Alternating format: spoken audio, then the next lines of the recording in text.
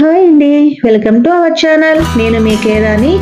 ఈరోజు వీడియోలో నేను మార్నింగ్ పూట ఎటువంటి హడావిడి లేకుండా చాలా ఈజీ అయిన హెల్దీ అయిన బ్రేక్ఫాస్ట్ రెసిపీని చూపించిపోతున్నానండి.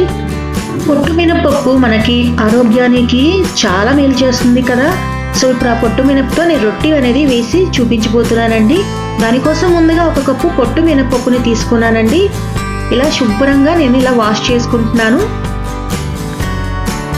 తర్వాత నేను నైట్ అంతా ఇలా నానబెట్టుకుంటున్నాను. మీరు 4 hours వరకు కూడా నానబెట్టుకోవచ్చు. ఇప్పుడు పొట్టు మినపప్పు నానిపోయింది కదా, మిక్సీ జార్లో వేసుకొని నేను గ్రైండ్ చేసుకుంటున్నానండి. పొట్టు అనేది నేను అసలు ఎక్కువగా రిమూవ్ చేసుకోలేదు. పొట్టుతోనే వేసుకుంటే మన ఆరోగ్యానికి మంచిది కదా. ఆ తర్వాత నేను 1/2 కప్ అంతా ఇడ్లీ రవ్వని ఇలా నానబెట్టుకోకుండా వేసుకుంటున్నానండి. శుభ్రంగా కడిగి ఈ రవ్వని ఇలా కలుపుకుంటున్నాను.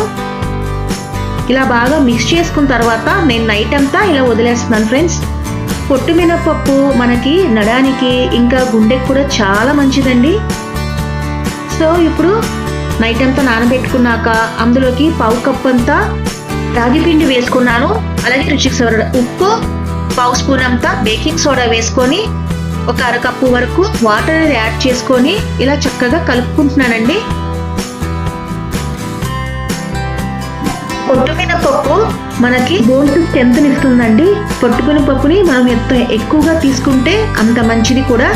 సో ఇప్పుడు పిండి నేను బ్యాటర్ రెడీ చేసేసుకున్నాను కదా. ఆ తర్వాత నేను ఒక కళాయిలో 1 టీ స్పూన్ అంత ఆయిల్ వేసుకుంటున్నానండి. ఆ తర్వాత అందులోకి 2 గరిటెల ఇలా పిండిని వేసుకుంటున్నాను. లో ఫ్లేమ్ మీద మనం కుక్ చేసుకోవాలండి. చాలా చిన్న సగం మీద 3 నుంచి 4 నిమిషాల వరకు ఇలా కుక్ చేసుకుంటున్నాను. చూడండి, మీకు ఒకసారి చూపిస్తున్నాను కదా. ఇప్పుడు నేను టర్న్ చేసుకుంటున్నాను.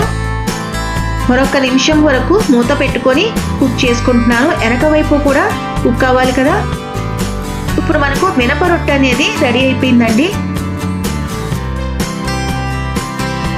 మనకి నచ్చిన చట్నీతో మినప రొట్టెని సర్వ్ చేసుకోవచ్చు. రోజు తింటే కూడా ఆరోగ్యానికి చాలా మంచిది కూడా. ఎందుకంటే ఇది నడానికి, గుండెకి, ఎముకలకి చాలా బలాన్ని ఇస్తుందండి.